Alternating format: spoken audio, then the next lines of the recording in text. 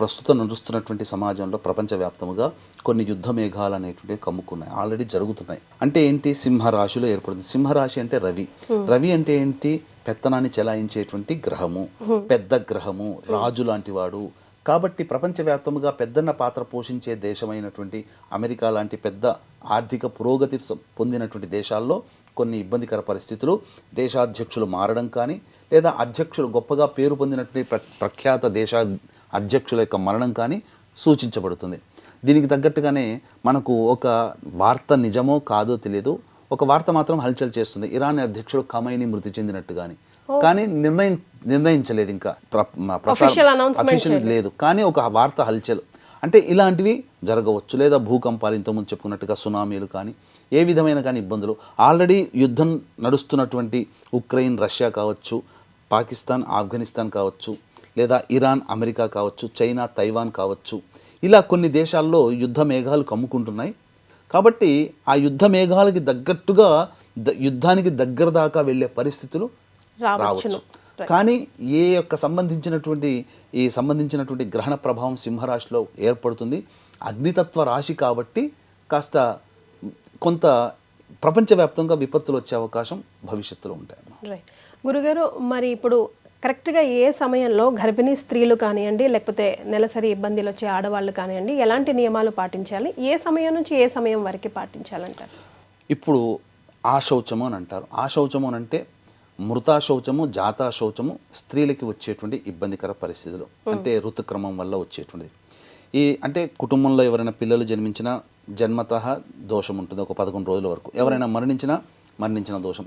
ఈ సమయంలో గ్రహణం వచ్చిన వాళ్ళు పూజలు చేసుకోవచ్చా లేదా అని చాలా మందికి చేసుకోకూడదు, అస్సలు పనికిరాదు.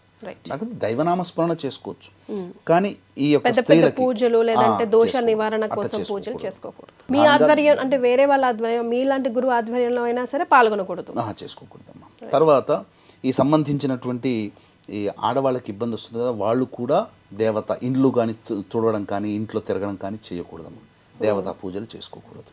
గర్భిణీ స్త్రీల విషయానికి వచ్చేసరికి ఎంత టైం వరకు గురుగారు? అంటే ఇప్పుడు గ్రహణం వీడిన తర్వాత ఇప్పుడు ఇల్లు అది దేవుడి గది అది క్లీన్ చేసుకోవాలి కదా, దేవుడి గదికి ఆడవాళ్ళు ఎలాగో అప్పుడు చేసుకోవాలి, ఇల్లు కూడా తుడుచుకోకూడదమ్మా. ఆడవాళ్ళకి ప్రవేశం లేదు. ఎందుకంటే ఆ 3 రోజుల పాటు సంతోషంగా ఒక చోట రెస్ట్ తీసుకోండమ్మా అని చెప్పడం, దాని బదులు వాళ్ళ బదులు ఇంట్లో ఉన్నటువంటి పెద్దలు ఇల్లుని శుభ్రం చేసుకోవచ్చు. అయితే గర్భిణీ స్త్రీలు ప్రధానంగా ఇక్కడ ప్రధాన పాత్ర. అంటే చాలామందికి ఉన్నటువంటి ఒక అపోహ ఏంటంటే గ్రహణం వచ్చేసరికి గర్భిణీ స్త్రీలు ఇలా కొయ్యలాగా ఇలా కూర్చోవాలి, ఇంకా ఏ పని చేయకూడదు, గాలి కూడా పీల్చుకోకూడదు అన్నంత కఠినమైనటువంటి నిర్ణయాన్ని చెబుతున్నారు. వాస్తవానికి అటువంటిది లేదమ్మా. ప్రశాంతంగా గర్భిణీ స్త్రీలు ఆనందంగా దైవనామస్మరణ చేసుకుంటే దైవానుగ్రహం వల్ల శుభ గ్రహాల యొక్క స్థితిగతులు ఉన్నప్పుడు సంతానం మంచిగా శుభ లక్షణాలతో సంతానం పొందుతారు. కాకపోతే గర్భిణీ స్త్రీలు అనేటువంటివి ఎందుకు ఈ గ్రహణానికి గర్భిణీ స్త్రీలకి ఎక్కువగా లింక్ వస్తుంది అంటే గ్రహణం మరి వ్యాధితో పుడతారనే ఒక భయం కాదు, వాస్తవానికి జరుగుతున్నాయమ్మా. ఎందుకనంటే గ్రహణం ఏర్పడుతున్నప్పుడు మన ఏదైనా కానీ మనకు మామూలు రోజుల్లో అంతరిక్షం నుంచి విషవాయువులు మన భూమి మీద రాకుండా అనేక సంబంధించినటువంటి అడ్డుగోడలు ఉంటాయి. ఈ గ్రహణ సందర్భంలో భూమే ప్రధాన పాత్ర పోషిస్తుంది. కాబట్టి భూమి మీదకి డైరెక్ట్గా అంతరిక్షంలో ఉన్నటువంటి విషవాయువులు మన భూమి మీదకి వస్తాయి. కాబట్టి ఈ గ్రహణ సమయంలో ఎక్కడ బయట తిరగకుండా ఎవరు కూడా చర్మరోగ సంబంధమైనటువంటి వ్యాధులు వస్తాయి.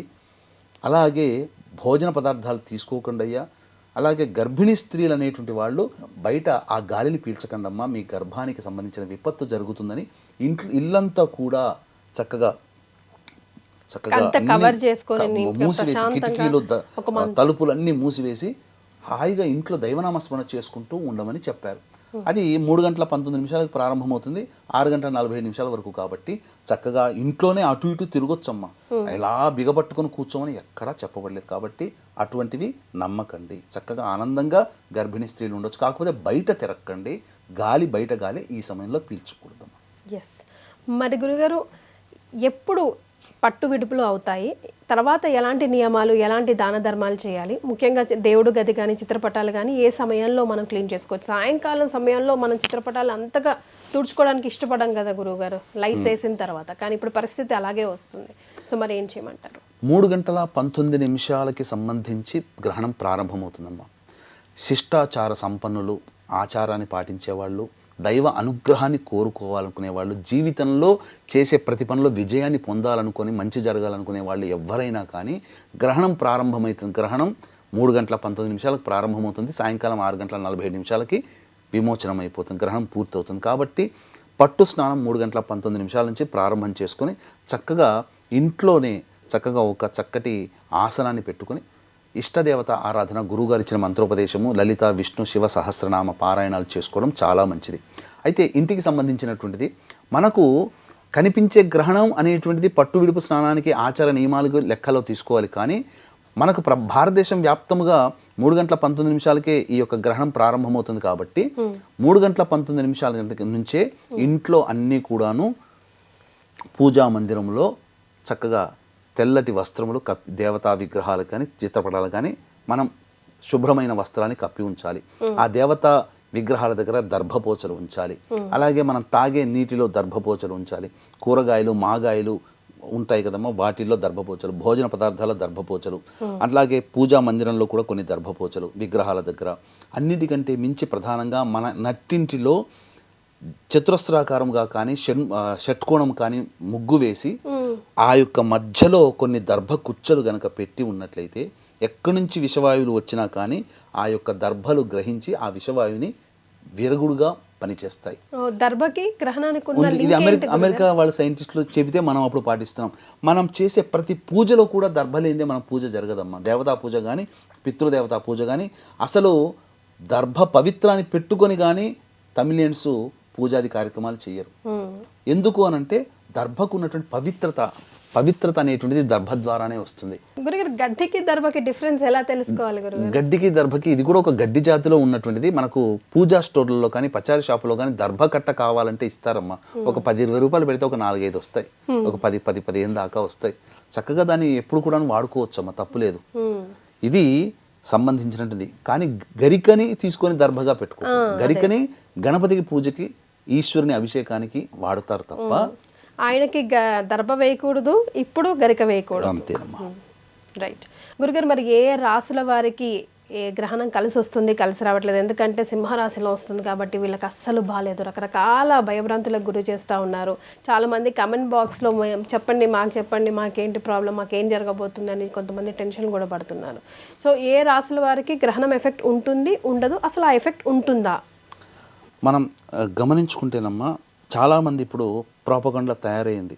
ఏంటంటే గ్రహణం వచ్చిందనంటే కొన్ని రాశుల వారికి మంచి, కొన్ని రాశుల వారికి చెడు సాధారణంగా జీవితంలో జరిగేటువంటిది. చూస్తే ఏమవుతుంది గురుగారు, కొన్ని రాశుల వారు గ్రహణం చూడకూడదు అని కూడా అంటున్నారు. ముఖ్యంగా సింహరాశి ఉంది అందులో. ఈ గ్రహణం అనేటువంటిది దోషయుక్తంతో ఉన్నట్టు కొన్ని రాశిలో జన్మించడం, ఎందుకంటే సింహరాశిలో ఏర్పడుతుంది, పుబ్బా నక్షత్రంలో వస్తుంది. కాబట్టి పుబ్బా నక్షత్రము అనుజన్మతారులైనటువంటి పూర్వాషాఢ భరణి నక్షత్ర జాతకులు, సింహరాశిలో ఉన్నటువంటి అనగా మఖ పుబ్బ ఉత్తర నక్షత్ర జాతకులు ఈ సంబంధించినటువంటి గ్రహణాన్ని చూడకూడదు. చూస్తే ఏమవుతుందనంటే గ్రహణ దోషం అనేటువంటిది ఎక్కువగా ఉంటుంది, అంతే తప్ప ఇంపాక్ట్ ఎక్కువగా ఉంటుంది. ఇప్పుడు మనకు సంబంధించి ఒక వ్యక్తికి ఒక చిన్న ఎగ్జాంపుల్గా మనం తీసుకుందామమ్మా.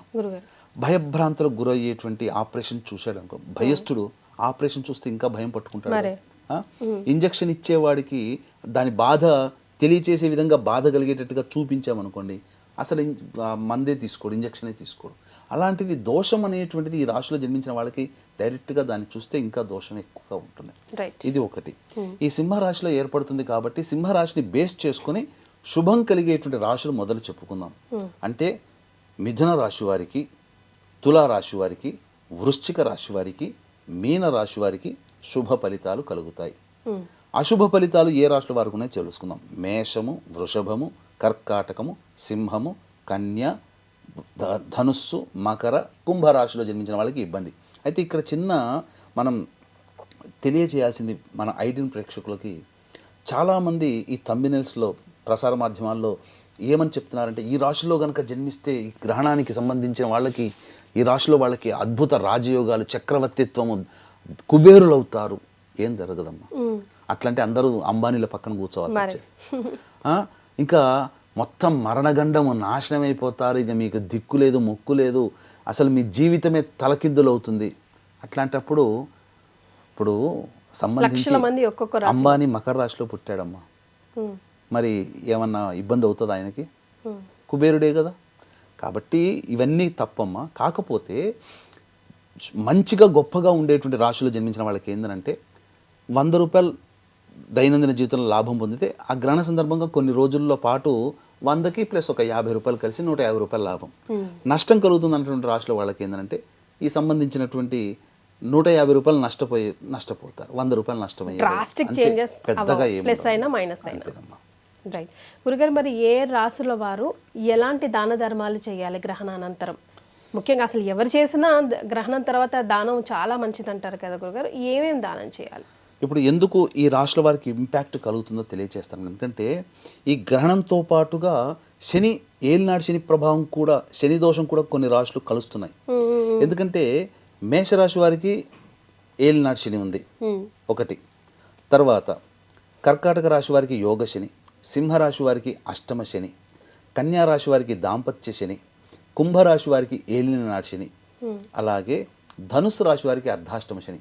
ఇప్పుడు ఈ గ్రహణ ప్రభావం వల్ల ఏ రాశుల వారికి ఉంది అని అంటే ఆల్మోస్ట్ ఒక వృషభ రాశికి తప్ప మిగతా రాశులు దోషమున్న రాశులు ఏవైతే చెప్పబడి ఉన్నాయో వృషభ రాశికి మకర రాశికి తప్ప తక్కినటువంటి రాశులకన్నిటికీ గ్రహణ దోష ప్రభావం ఉంటుంది, ప్లస్ ఏలినాడు శని దోష ప్రభావం కూడా ఉంటుంది. కాబట్టే కాస్త దైవ అనుగ్రహాన్ని పొందే ప్రయత్నం. కాబట్టి ఈ గ్రహణం ఏర్పడుతున్నటువంటి సమయంలో ఇప్పుడు ఏవైతే బాగోలేవని చెప్పి రాశులు ఉన్నాయో వాళ్ళందరూ కూడా చక్కగా ఇంట్లోనైనా కానీ ఇష్టదేవత ఆరాధన అస్సలు మిస్ చేసుకోకండి. చక్కగా ఇంట్లో కూర్చొని జపము అలాగే పారాయణాలు ఎంత వీలైతే అంత 3 గంటల 20 నిమిషాల చిల్లర కాలంలో ఎంత వీలైతే అంత చేసుకుంటే ఏదైతే నష్టం ఉందని చెప్పామో ఈ నష్టంతో పాటుగా బోనస్గా శని దోషం కూడా తొలగిపోతుంది. కాలభైరవ అష్టకం చదువుకోవచ్చు, శివ విష్ణు లలిత సహస్రనామ పారాయణం చేసుకోవచ్చు ఈ రాశిలో. లేదు ఏ రాశులు అంటే వృషభము, మేషము, వృషభము, కర్కాటకం, సింహము, కన్య, ధనుస్సు, మకర, కుంభరాశులు వీళ్ళందరూ ఈ విధంగా పాటించుకుంటే మంచిది. దీంతో పాటుగా లేదు అవకాశం ఉంది ఇంకా మనం దోష నివారణ జరుపుకోవాలంటే 4వ తారీఖు రోజున గ్రహణ దోష నివారణ పూజలు మన పీఠం ఆధ్వర్యంలో జరపబడుతున్నాయి. సాయంకాలం 6 గంటల లోపల జరుగుతుంది కాబట్టి 4వ తారీఖు సాయంత్రం 5 గంటల లోపల నమోదు చేసుకోవచ్చు. ఇక ఈ ఏ రాశులకైతే బాగోలేదు అని చెప్పి ఉన్నామో ఆయా రాశుల వాళ్ళు సాయంకాలం వెళ్ళారనుకోండి, ఎందుకంటే మొత్తం దేవాలయాలన్నీ మూసివేస్తారు, వాళ్ళందరూ దేవాలయాన్ని శుభ్రం చేసుకుంటుంటారు బ్రాహ్మణులు. ఆ సమయంలో దానం తీసుకుంటామంటే సాయంత్రం కూడా దానం పనికిరాదు. కాబట్టి తెల్లవారి 4వ తారీఖు రోజున వెండి చంద్రబింబము